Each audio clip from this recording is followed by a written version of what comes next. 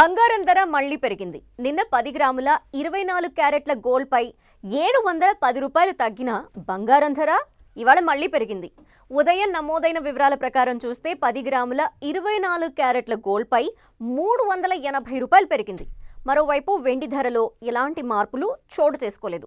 దీంతో తెలుగు రాష్ట్రాల్లోని హైదరాబాద్, విజయవాడ, విశాఖపట్నం వంటి ప్రధాన నగరాలతో పాటు దేశంలోని ప్రధాన నగరాల్లో బంగారం, వెండి ధరల వివరాలు ఓసారి పరిశీలిద్దాం.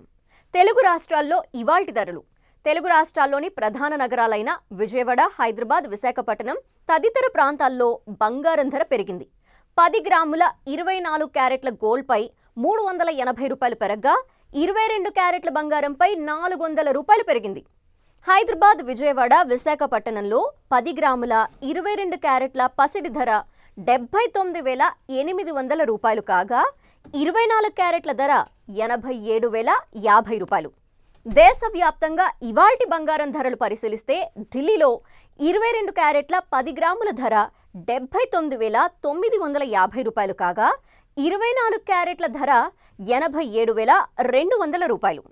ఇక ముంబై, బెంగళూరు, చెన్నై నగరాల్లో బంగారం ధర ఒకేలా ఉంది.